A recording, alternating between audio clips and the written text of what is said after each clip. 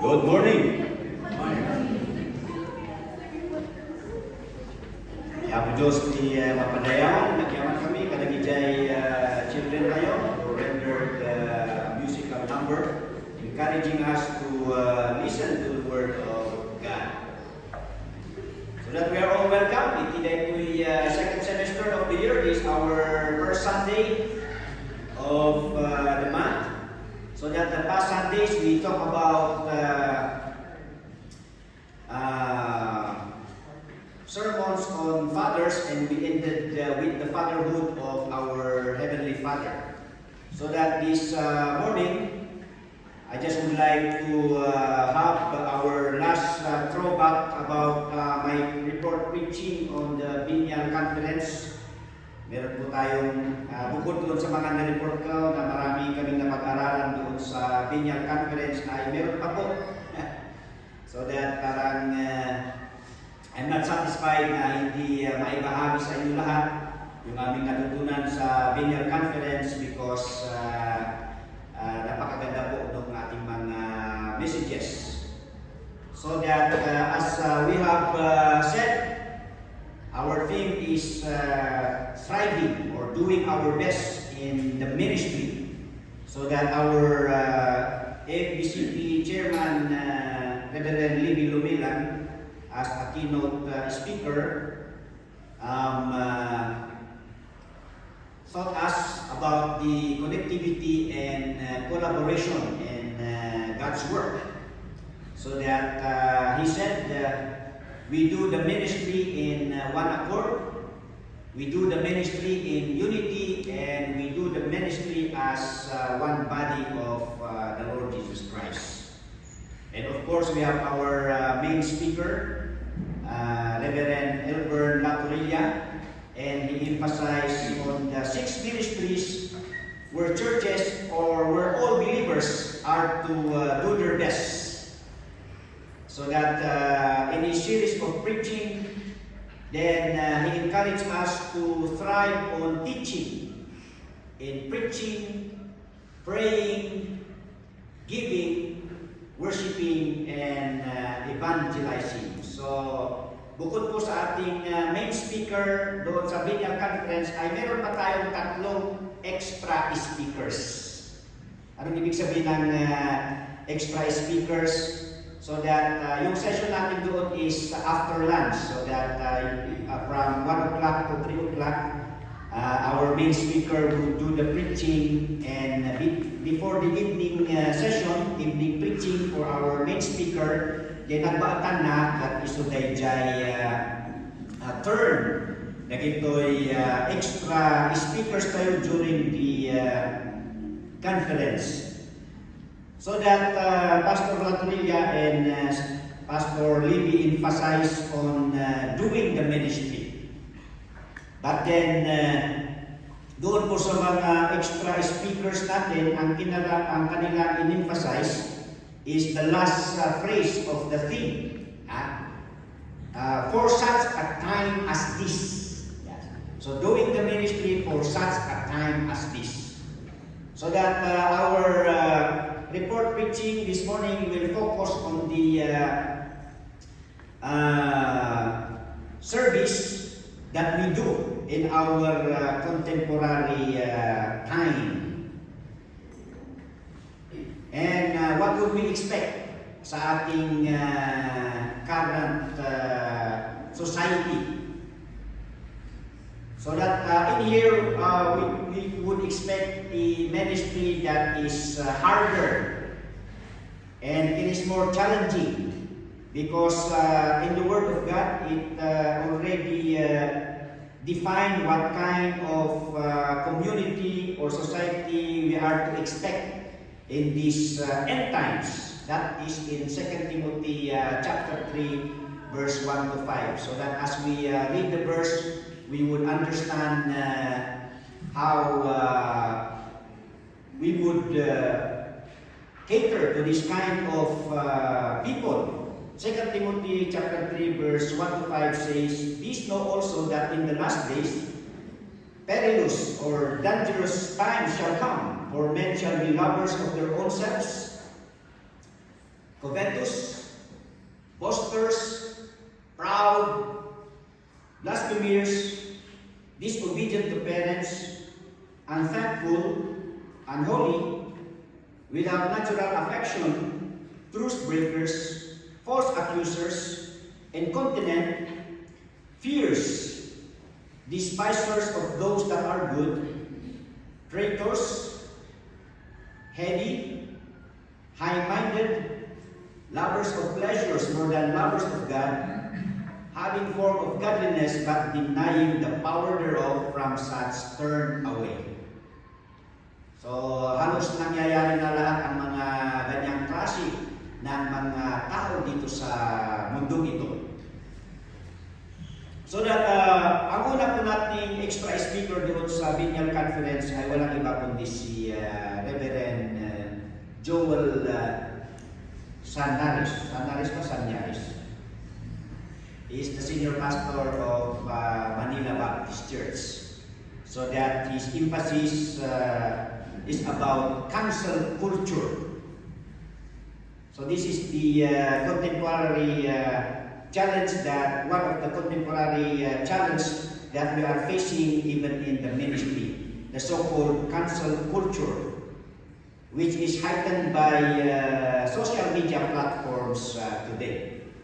So according to him, number one, what is cancel culture? So understanding cancel culture, letter A, the meaning. Number one, social movement that you are placed into public shame. Yan ang ibig sabihin ng cancel culture. Kung saan ang mga tao ay gusto ka nilang ilagay sa kahihiyan. And number two, it involves mass rejection and withdrawal of support. Marami tayong mga vloggers na naka-experience ng ganito. Diba? Sa una, maganda yung kanilang mga binablog. Pero pag meron silang pagkakamali, then doon na sunod-sunod yung mga hateful comments, bashing, and then bullying, it even come to a point of harassment and oppression. Kaya nga katulad yung, yung Yana the motor vlogger, nung nagkamali siya, so that there was this bashing, this hate, rejection, and withdrawal of support, and then up to the point na na-cancel pa yung kanyang FB account. So that yun po ang mga nangyayari. Kaya be careful sa mga vloggers.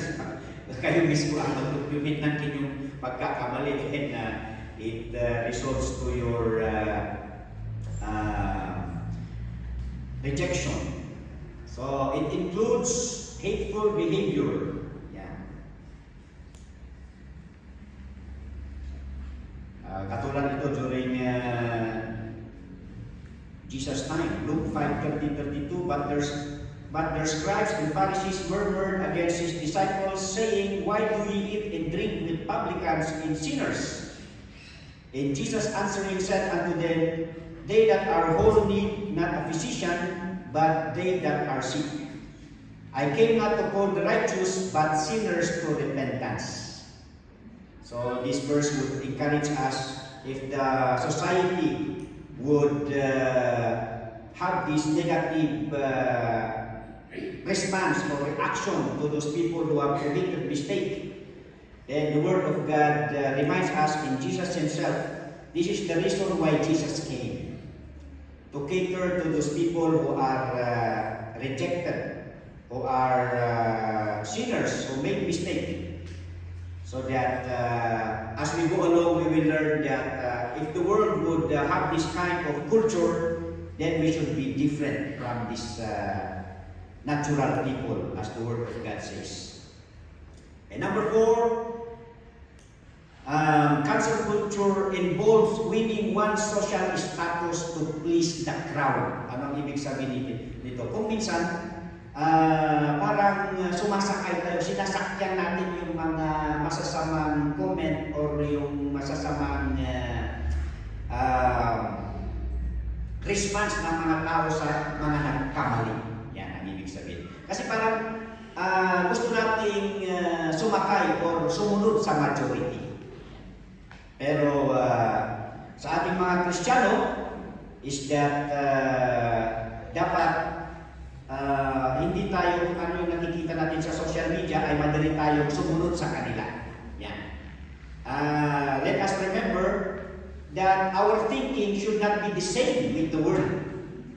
Kailangan yung ating pag-iisip ay panatilihin natin yung spiritual at Kristiyano na pag-iisip. So that we rather obey God than men. Yeah. So doing right with God even alone is a majority against many who are wrong. So yun ang tandaan po natin. Acts 5:29, then Peter and other disciples answered and said, we ought to obey God rather than men. Kasi kung minsan yun ang nangyayari sa atin. Madali tayong sumunod tungkol sa mga ginagawa ng karamihan. Pero let us be very discerning and be very careful that we should always apply the mind of the Lord Jesus Christ. Sabi nga nila, it is better to have a companion than to be alone. Pero meron din nagsabi, it is better to be alone than to have a bad companion. Well, cancel culture is not actually new. Dahil ang cancel culture is noong sinaunang panahon pa. Yan. So that even in the Bible, we have the Bible account of cancel culture. Ito yung kwento patungkol doon sa babaeng nagkasala, doon sa John chapter 8, verse 1 to 11. But if we notice, the early cancel culture parang limited lang sa isang community or sa isang kwan. Pero kasi yung cancel culture, it involves the whole world dahil sa social media, di ba? Ayan. So, noon siguro, for example, na gumawa ka ng masama or nagkamali ka, and then yung issue lang ay nandun lang sa isang community lang. Siguro sa barangay lang. And then munisipyo. Pero ngayon na is lalo na pag sa social media that all people around the world would express their reactions and comment. At you notice na madaling sumabay o sumakay yung mga magko-comment to not only up to the point na ipahiya yung taong nagkamali, pero hanggang sa masira yung buhay ng isang tao. So that as Christians ay hindi po ganon. In John 8 chapter 1 verse 11, ito yung kwento ng adulterous woman. Jesus went unto the Mount of Olives, and early in the morning he came again into the temple, and all the people came unto him, and he sat down and taught them. And the scribes and Pharisees brought unto him a woman taken in adultery, and when they had set her in the midst, they say unto him, Master, this woman was taken in adultery in the very act. Now Moses in the law commanded that such should be stoned, but what sayest thou? This they said, tempting him that they might have to accuse him. But Jesus stooped down and with his finger wrote on the ground as though he heard them not. So tunay nga na totoo yung patakaran nila o yung batas nila during the time of Moses na pag merong nagkasala lalo na sa adultery is maaari na siyang patayin agad. Dalhin siya doon in the middle and then batuhin up to the point na mamatay. Pero as it goes along, yung culture natin is nagbabago. Pero they are just using this as a trap to the Lord Jesus Christ na hindi lamang ipahiya yung babaeng nagkasala, pero gusto nila pati si Jesus Christ, whatever his decision would be, ay ilalagay din siya sa alanganin. Ayan, idadamay pa nila si Jesus Christ dito. So ano ang ginawa ni Jesus Christ? Verse 7, so when they continued asking him, he lifted up himself and said unto them, He that is without sin among you, let him first cast a stone at her. And again, he stooped down and wrote on the ground. Kaya sabi ni Jesus Christ, kung sino sa inyo ang akala niya ay walang kasalanan, ay siya ang unang bumato. And we know the story. And verse 9, and they which heard it, being convicted by their own conscience, went out one by one, and take note, beginning at the eldest, even unto the last. Yung mga accusers, yung mga judgmental ang kanilang pag-iisip, when it comes to this woman, yung pinakamatanda sila yung naunang nag-exit. Bakit kaya? Anong ibig sabihin doon? Mas makasalanan ang mga matatanda, di ba? Ganun ba yun? Kaysa sa mga bata. Di ba yung mga bata kahit yung mga makulit, mga innocent pa sila eh. But then, you study yourself. Di ba habang, habang humahaba ang buhay natin sa mundong ito is kahit na Kristiyano tayo because of our own sinful nature, nadagdagan actually yung ating mga pagkakamali, di ba? Kaya nga dito is talagang napakatalino ng Panginoong Hesus, no? Pinamukha sa mga matatandang ito na kung sino ang mas matanda, sila ang mas marami ang kasalanan. Kaya nga sila yung unang umalis. Yan. So beginning at the eldest, even unto the last. Kaya nga meron pa yung sabi nila when it comes to our fathers of faith. Yan. They are giants of faith. But giants of faith are giants of sinners. Marami din silang magkakamali. Pero of course, importantly, is yung attitude na pag tayo ay nagkasala, katulad ni David, is that he is repentant and submissive sa rebuke ng Panginoon. Pero ito ang nangyari. So that no one was left, and Jesus was left alone, and the woman standing in the midst.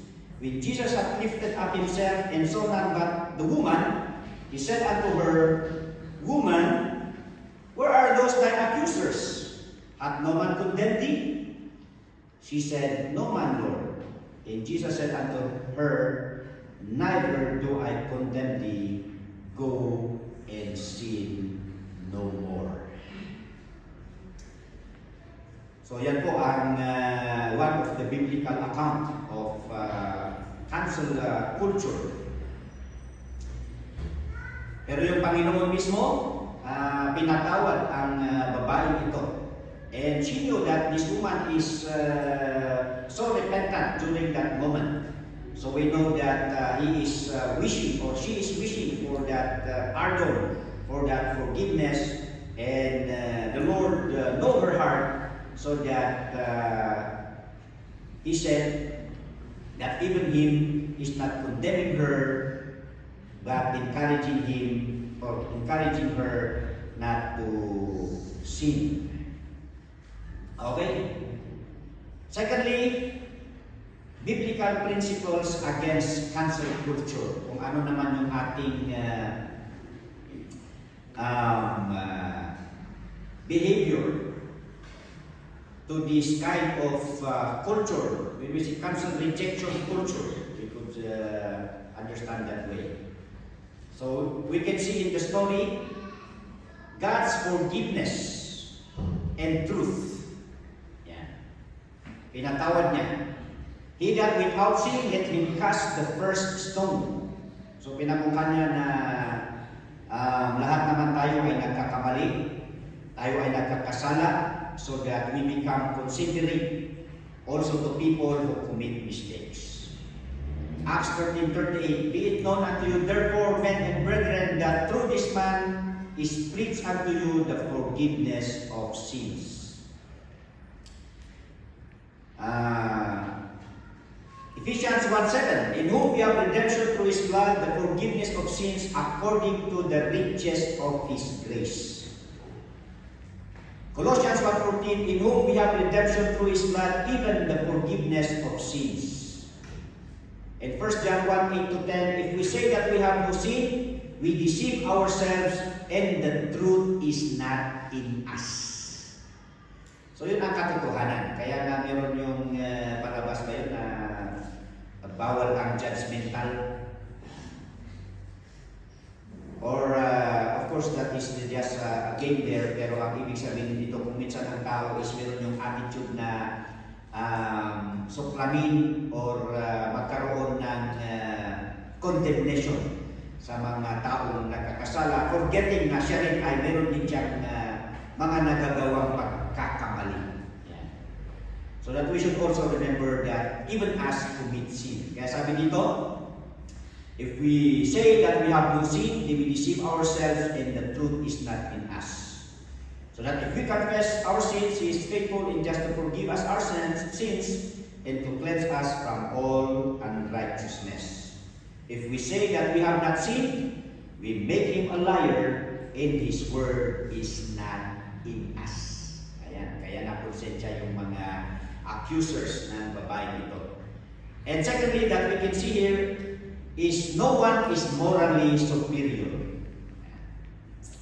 As we have said earlier, the older we get, the more sin we commit because of our old sinful nature. Sabi nga ni Apostle Paul, Romans 7:18-20, for I know that in me, that is in my flesh, dwelleth no good thing, for the will is present with me, but how to perform that which is good I find not. For the good that I would, I do not. But the evil which I would not, that I do. Now if I do that I would not, it is no more that I do, but sin that dwelleth in me. As it is written, there is none righteous, no not one. Romans 10:23, for all have sinned and come short of the glory of God. And another biblical principle, according to Reverend Joel Samyaris, is that when it comes to this culture, we hold the truth and love together. So truth and love nagsasama yan. So that we have no condemning attitude but the grace and mercy of God. Ephesians 4:15, but speaking the truth in love may grow up into Him in all things, which is the head, even Christ. And lastly, no conformity to the world. Yan. Huwag tayong sumabay, yung sabi ko kanila, o huwag tayong makisakay sa pag-iisip ng mundong ito. Romans 12:2, and be not conformed to this world, but be transformed by the renewing of your mind, that ye may prove what is that good and acceptable and perfect will of God. Kung minsan sa mga comments, mas marami yung mga masamang sinasabi nila, but from time to time, meron din naman yung mga talagang, sabi ko talaga ito, siguro mga Kristiyano ito. Kaya yung kanilang reaction is sinusulat nila doon o sinasabi nila doon na kilalanin mo ang Panginoong Hesus na inyong Panginoon at tagapagligtas. One time when we have a visitation with Ma'am Bergie, hindi ko alam na yung pinuntahan pala namin is a victim of cancel culture. Dahil yung business niya na bankrupt, marami siyang utang, pinisbook pa siya. All the while, ginamit ng Panginoon yun para kilalanin niya ang Panginoon na kanyang tagapagligtas. And out of the many bashing, out of the many bad reactions, then merong mga Kristiyano na bumisita sa kanya at isinare nila ang salita ng Panginoon at ang babae ito ay nakakilala at tumanggap sa kanya. Kaya sa ating mundong ito, we are not after winning social status but winning souls for Christ. Kaya kung minsan magandang opportunity sa mga taong na-reject o sa mga taong nasaktan para ipakilala ang Panginoong Hesus sa kanila. So that the ministry of the gospel is to restore when the culture or the world tries to destroy. And then, pangatlo, according to our speaker, the biblical application to cancel culture. Letter A, we should be quick to listen and slow to anger. The anger there could be translated slow to hate. Yeah. May nabasa tayo doon, may pangyayari doon, and then hangkatutak na masamang salita. And then yun, para tayo is, pati tayo, maguyuyod tayo, tikas dyan ugali. So that as believers, James 1:19-20, wherefore, my beloved brethren, let every man be swift to hear, slow to speak, slow to wrath, for the wrath of man worketh not the righteousness of God. And secondly, the biblical application to cancel culture is to restore in spirit of gentleness. To restore these people through the gospel. Galatians 6:1-5, brethren, if a man be overtaken in a fault, ye which are spiritual, restore such an one in the spirit of meekness, considering thyself, lest thou also be tempted. So that we bear ye one another's burden, and so fulfill the law of Christ. For a man think himself to be something when he is nothing, he deceiveth himself. But let every man prove his own worth, and then shall he have rejoicing in himself alone, and not in another, for every man shall bear his own burden. So that we apply the law of love. This is the law of the Lord Jesus Christ. In Mark 12:29-31, Jesus answered, the first of all the commandments, hear, O Israel, the Lord our God is one Lord, and thou shalt love the Lord thy God with all thy heart, and with all thy soul, and with all thy mind, and with all thy strength. This is the first commandment. And the second is like, namely, thou shalt love thy neighbor as thyself. There is none other commandment greater than this. So that hindi tayo sumasakay sa cancel culture ng mundo. We are not here to please people, to please others, but a personal accountability before God. At ang pangatlo, na biblical application, let us not forget that God has also forgiven us. God forgave us to remember. So Ephesians 4:29-32, let no corrupt communication proceed out of your mouth, but that which is good to the use of edifying, that it may minister grace unto the hearers. And grieve not the Holy Spirit of God, whereby ye are sealed unto the day of redemption. Let all bitterness and wrath and anger. Bakit kaya kasi pag may mga nagagalit, is parang gusto rin nating magalit. And then, we shun with clamor, evil speaking. Yan. So kung minsan mga Kristiyano is sumasabay. So evil speaking be put away from you with all malice, and be kind one to another, tender-hearted, forgiving one another, even as God for Christ's sake hath forgiven you. So hindi po nawawala yung Kristiyano na ugali natin. So according to his conclusion, cancel culture thrives on shame, but the gospel sets people free from shame. And secondly, cancel culture holds grudges, but the gospel forgives, heals, and restores. Okay, so that is Reverend Joel Sanyanes. Ang pangalawa po nating extra speaker doon sa Binyag Conference is Reverend Saris Marie Fidel. He is the current pastor of Marikina Bible Fellowship. and he spoke about the essentiality of love in the ministry. So, napakaganda niya. This supports the first message of the cancel culture instead of the community of hatred. And here, Pastor Fidel emphasized that we Christians are not to build a community of hatred, but the community of love. Kasi napakahalaga po ng pagmamahal in the ministry. So to love or not to love.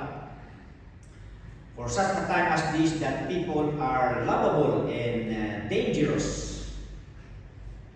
So that the Lord Jesus Christ, doon sa kanyang first farewell with His disciples, in John chapter 13, verse 31 to 35, it says there, "Therefore, when He was gone out, Jesus said, Now is the Son of Man glorified, and God is glorified in Him. If God be glorified in Him, God shall also glorify Him in Himself, and shall straightway glorify Him. Little children, yet a little while I am with you. Ye shall seek me, and as I said unto the Jews, Whither I go ye cannot come. So now I say to you, a new commandment I give unto you, that ye love one another as I have loved you, that ye also love one another. By this shall all men know that ye are my disciples, if ye have loved one another." Yung pagmamahal natin sa bawat isa as brothers and sisters in the Lord. So, patuloy nating i-enhance yung ating pagmamahalan sa bawat isa.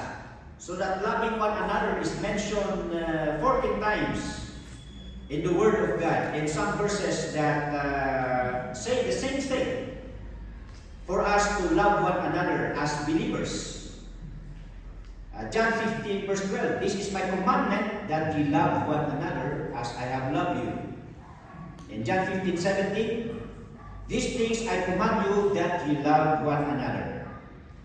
And then Romans 12:10, "Be kindly affection one to another with brotherly love, and honor, preferring one another," and other verses. So that this is repeatedly mentioned in the Word of God. So when it is repeatedly mentioned, then this is emphasized, and the significance of it is this is very important part of our Christian life. Now, the essentiality of love in the ministry, kung bakit kailangan ang pagmamahal sa ministry. Number one, because this is the environment of the Great Commission. Kasi kung walang pagmamahal, then how could winning people or having this ministry? So that in the first place, nagkaroon tayo ng magandang balita or kaligtasan. In John 3:16 to 17, it all started with the love of the Father, the love of God. For God so loved the world, that He gave His only begotten Son, that whosoever believeth in Him should not perish, but have everlasting life.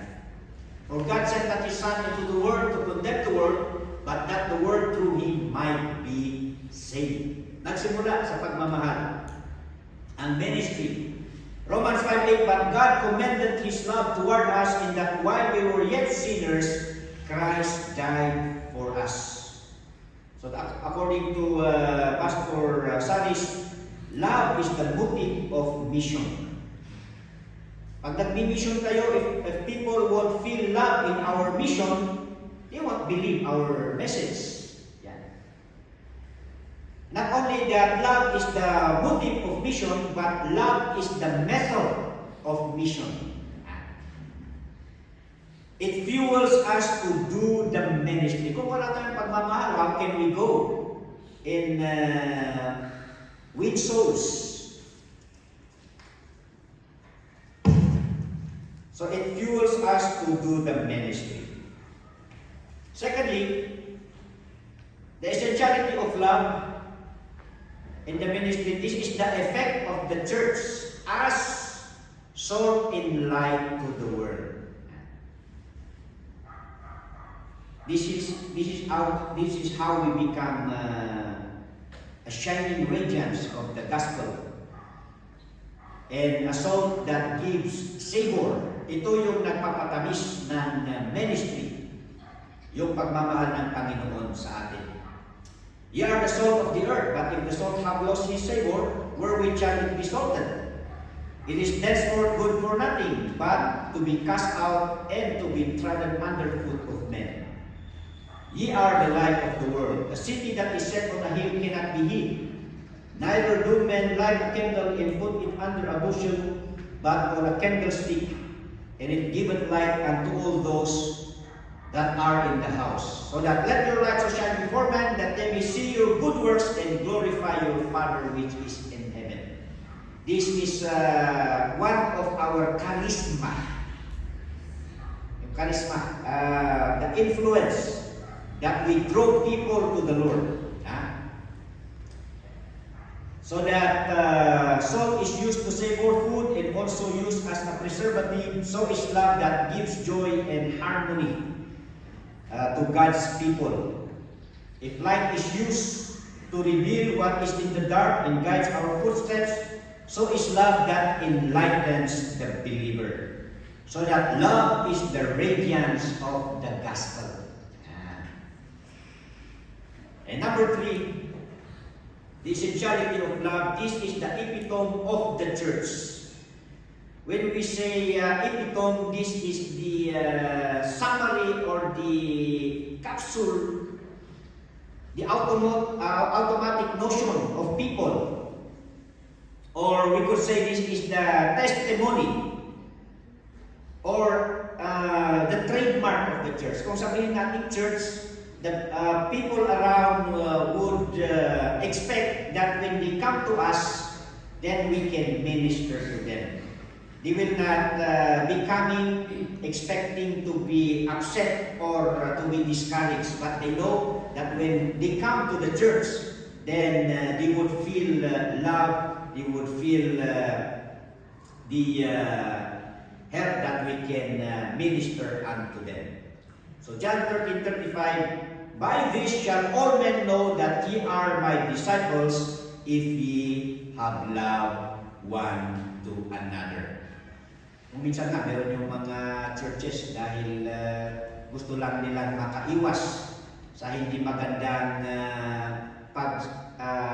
samahan doon sa church. They would rather go to outreaches, to mission, pero parang nagiging pan lang yun.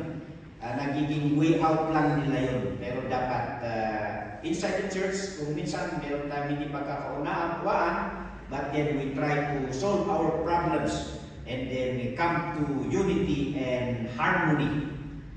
So that kung hindi makita ng tao ang tunay na pagmamahal ng mga kapatiran o ng church, then this would have a bad effect and discouragement upon them.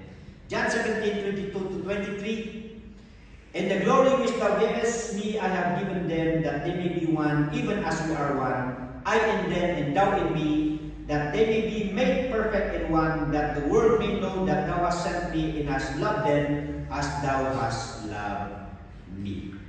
Sabi ni Erwin Lutzer,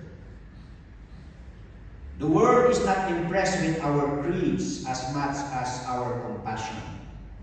They want to see what we say, see how our life has changed, and see how we treat one another. So, napaka-importante po. And then, next one, the essentiality of love. In the ministry, this is the engine. Ito ang nagpapatakbo ng ministeryo ng Ebanghelyo. So that the Great Commission is not only preaching but a display of love. For ministry without love is a motion without feeling. Evangelism without love is just a noise. Discipleship without love is just a law. Ministry without love is empty, but with love we reveal the Lord Jesus Christ. At ito, Maganda to. Next. Love open doors that truth alone cannot. Nakuha niyo yun? Kung minsan kahit matotoo yung sinasabi mo pero hindi nila na-feel yung pagmamahal. Lalo pag very offensive yung dating natin sa pag-preach ng Ebanghelyo. So that meron din naman yung mga tao hindi ayaw maniwala. Or meron silang discrimination or indifferent attitude to the gospel, but then at the end, pag nakita nila yung ating sincerity at yung ating pagmamahal, na-open yung kanilang pananaw at na-open yung kanilang puso para maniwala sa salita ng Panginoon. Kaya sabi dito, napaka-importante ng pagmamahal because it can open doors that truth alone cannot. And then next, love validates the message of the cross. And then, love drew us to people, and love drew people to us. So, give and take siya, no? Because of love, then, we, God's children, because of this love, then we go out. We share the gospel, and then we win souls.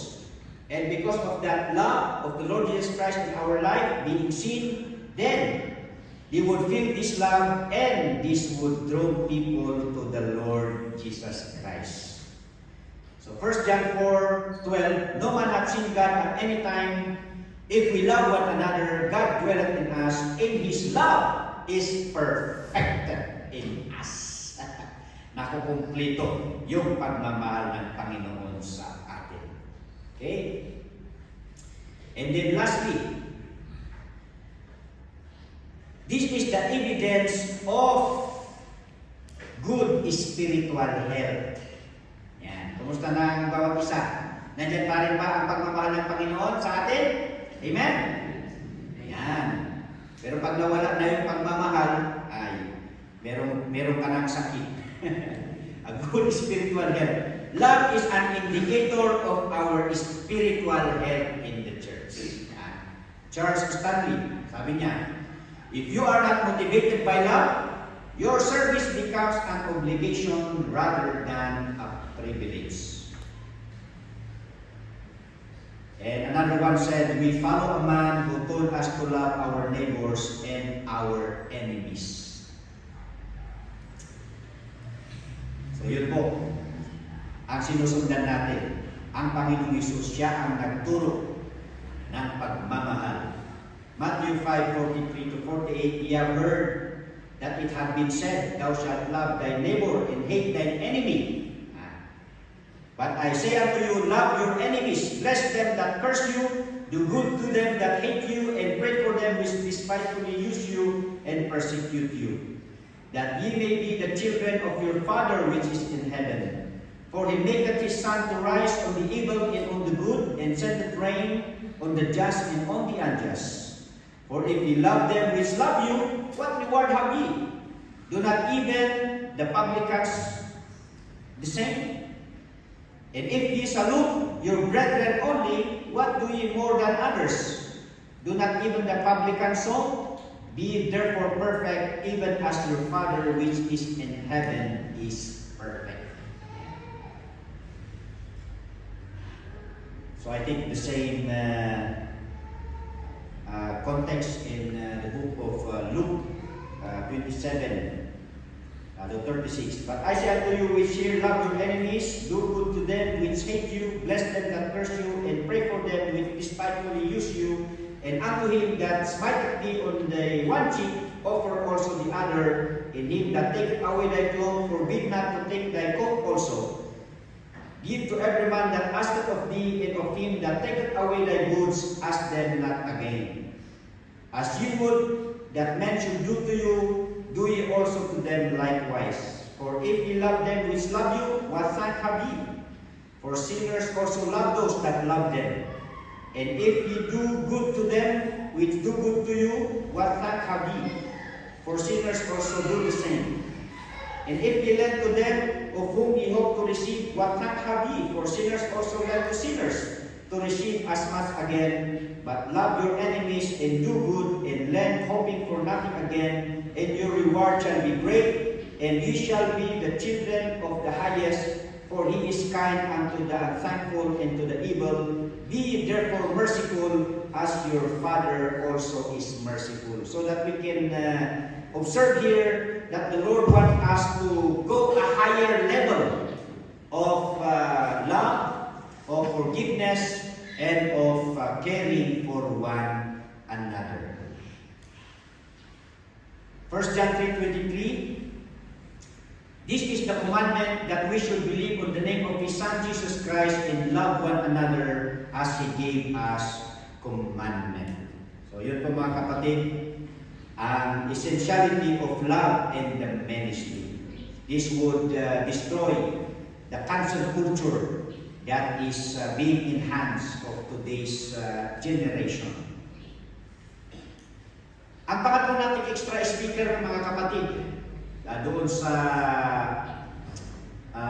Binyang, although hindi kami nakapag-attend kasi yung booking ng aming pagbalik, but then I have messaged our friends who were able to attend the last part, and then Reverend Lumilan, the current senior pastor of Bethel Baptist Church, Malaybalay City, once a missionary in Thailand.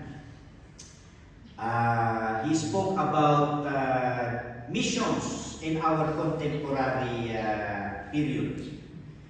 And Reverend Lumilan emphasized, number one, on the three aspects of missions. Yung mga kinakailangan natin sa missions. Number one, of course, missionary. Walang mission kung walang ipapadala.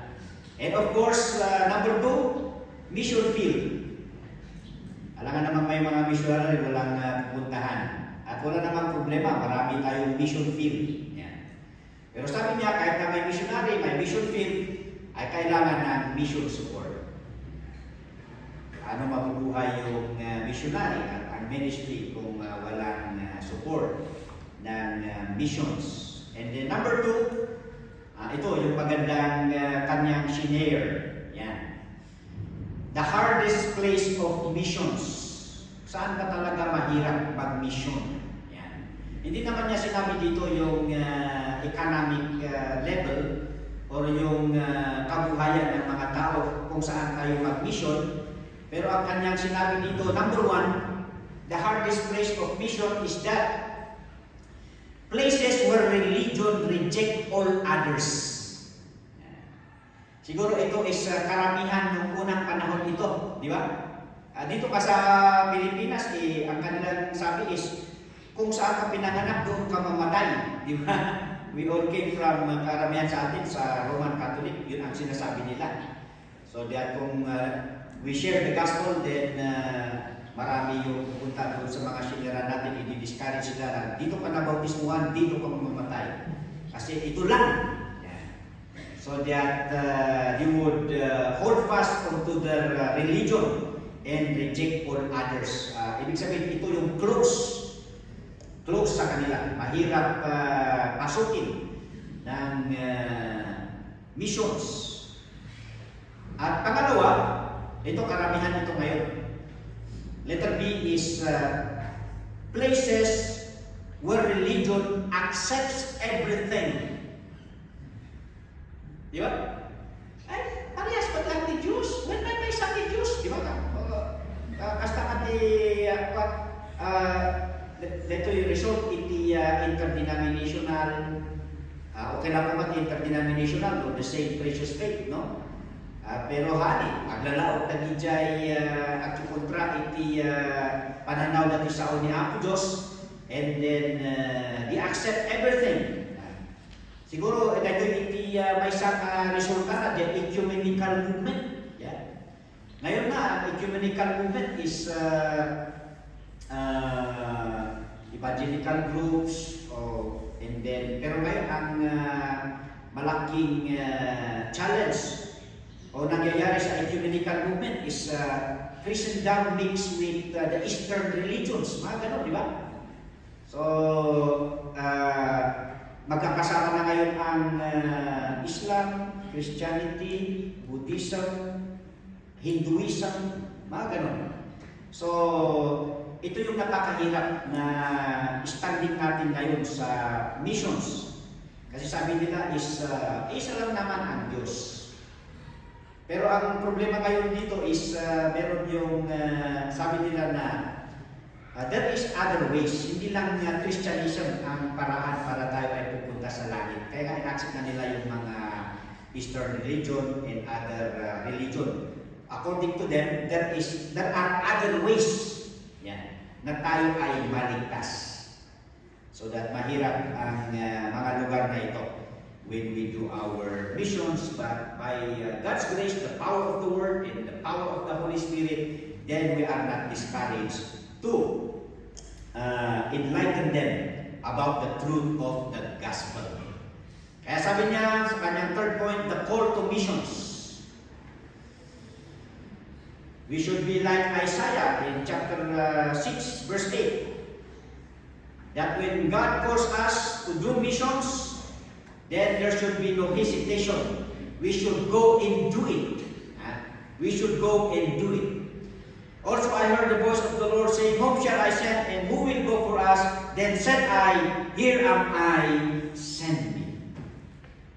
Because when we do mission, we are not to worry about doing it, because God will surely accompany us. We are familiar with Moses, when God is sending him to Egypt with to encourage God's people. Then Moses said he is not sufficient. That's why God allowed Aaron to be his spokesperson.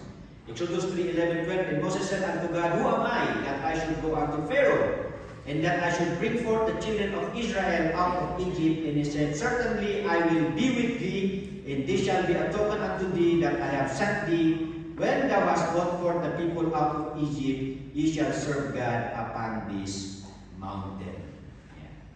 Of course, in the Great Commission, lo, I am with you always, even unto the end of the world.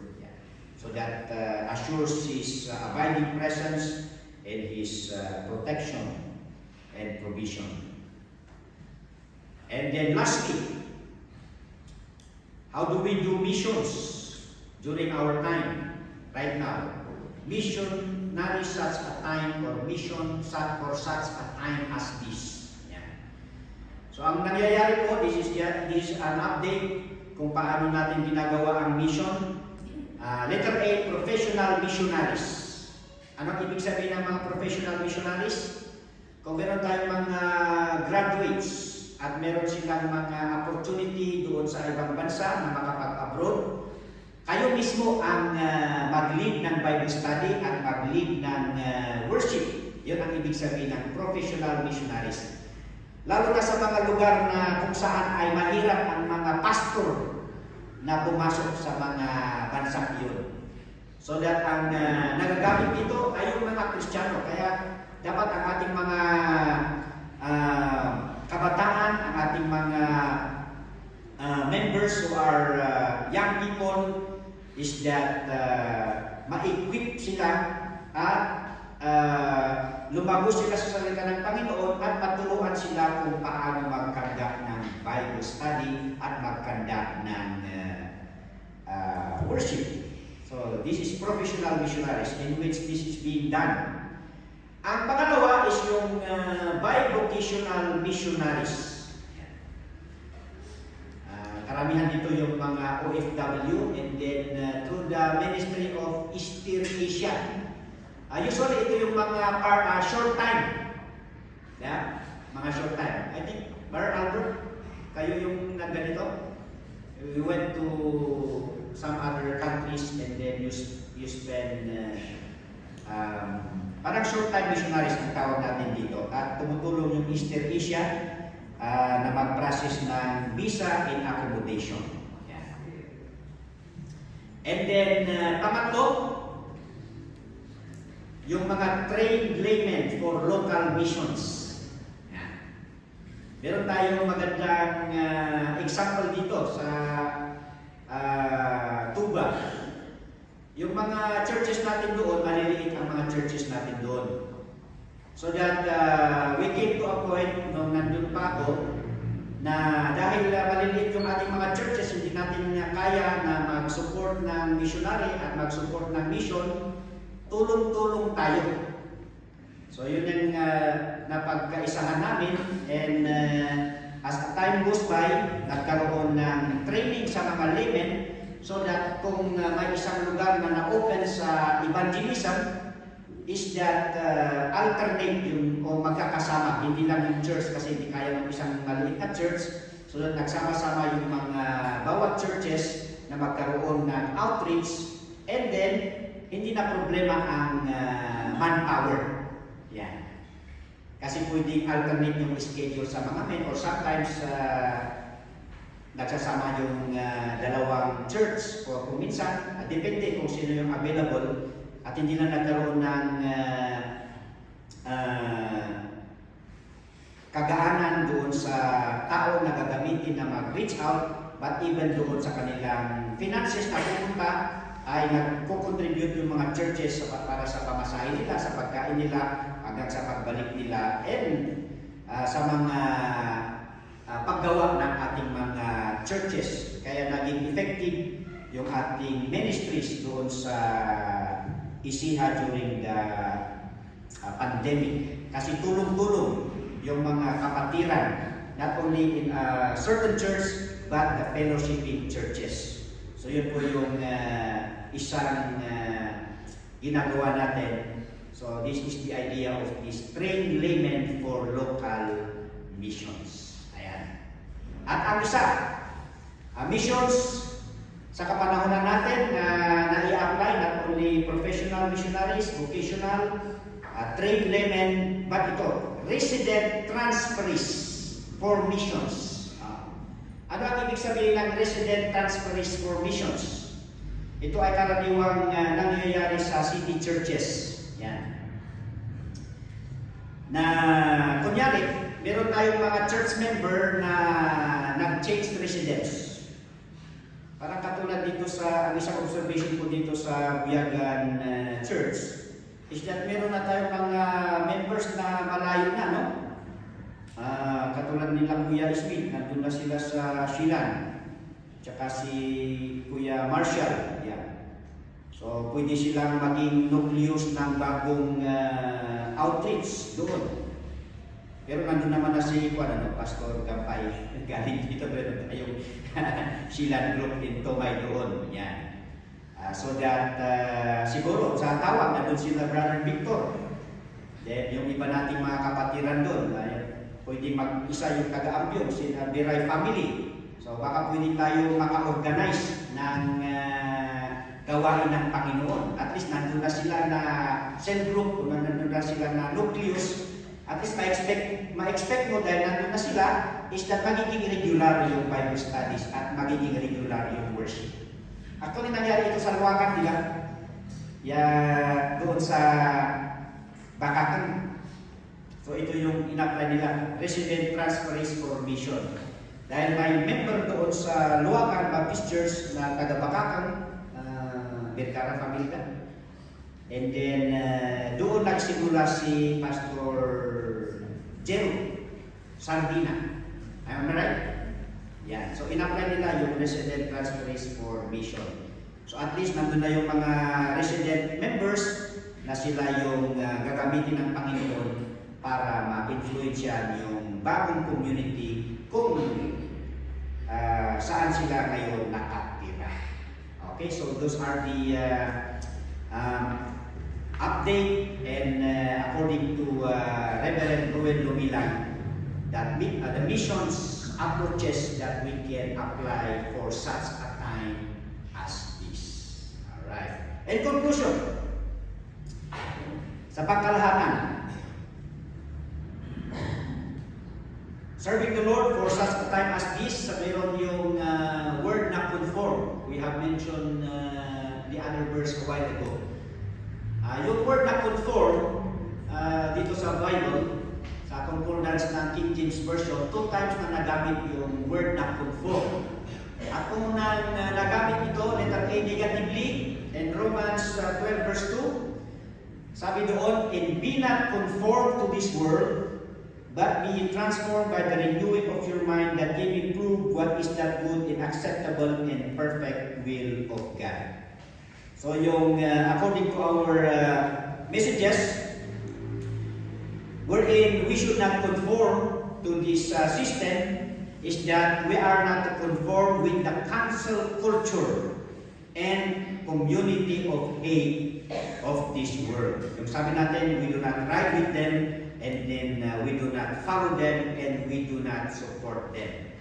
Because we have the mind of Christ. Yeah. Because the natural man, according to 1 Corinthians 2:14, receive not the things of the Spirit of God, for they are foolishness unto him, neither can he know them, because they are spiritually discerned. Kaya nga tayo mga Kristiyano, hindi tayo basta-basta sumusunod doon sa mga prinsipyo ng mundo. Yan. Kung minsan, kung may karapatan ka, ipaglaban mo. Yan. Parang maganda yun, ano? Yan. Bersikulo ng mundo yun. Kasi sa ating mga Kristiyano is kabaliktaran. Yan. Kahit na may karapatan ka, you just can apply the love of Christ, forgiveness, and then restoring persons, especially kung unbeliever, then we win them for the Lord Jesus Christ. Amen. Secondly, the word conform positively in Romans chapter 8, verse 29, for whom he did foreknow, he also did predestinate to be conformed to the image of his Son. Imbis na makonform tayo sa sistema ng mundo, then the plan of the Lord is we are to be conformed to the image of His Son. Dito natin nakuha yung word na Christ-likeness. And this is the objective of our spiritual growth, to be the Lord Jesus Christ. We apply the character of the Lord Jesus Christ. Not only that we conform to the Lord Jesus Christ, but we do good works. Because this is the plan of the Lord before we were saved. Ephesians 2:10, for we are His workmanship, created in Christ Jesus unto good works, which God hath before ordained that we should walk in them.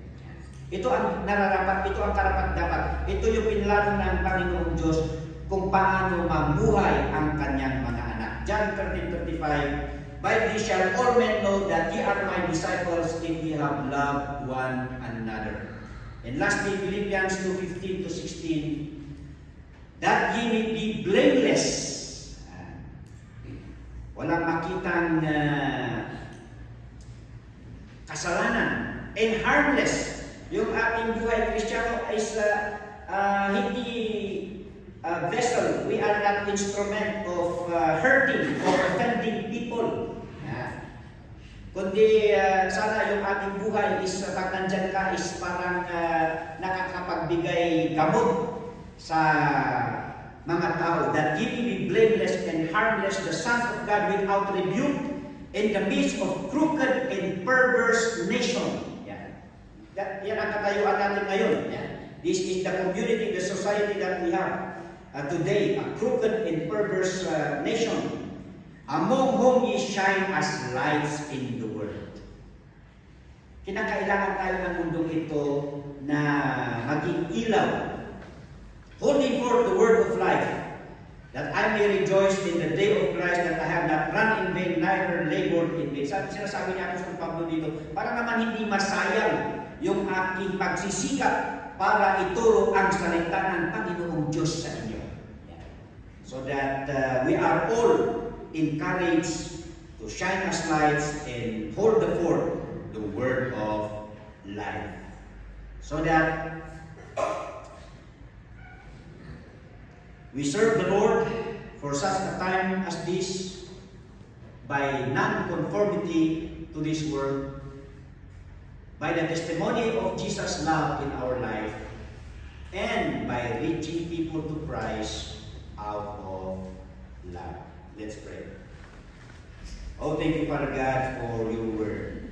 Thank you for this wisdom that you have given our extra speakers in the conference so that they could share to us how we approach and how we cater the ministry. And these messages enhance the love of the Lord Jesus Christ into all our lives, that we should not forget that once in our life that you have forgiven us, you have made us righteous, you have sanctified us, so that now by the transformation that you have made, even our principles in life should not continue in the system of the world. So that help us to build, enhance the community of love in this church, so that by that love we can love people who are not yet saved. We will be given the passion to reach them out, and then not only the people outside, but even inside. We do not know the spiritual condition of each one, so that maybe there are brethren who are hurting and they are needing this ministry of love, so that people outside could also see this character, and by this they would be encouraged to come to the saving knowledge of the Lord. You continue to work these truths in all our lives, for we pray in the mighty name of our Lord and Savior Jesus. Amen.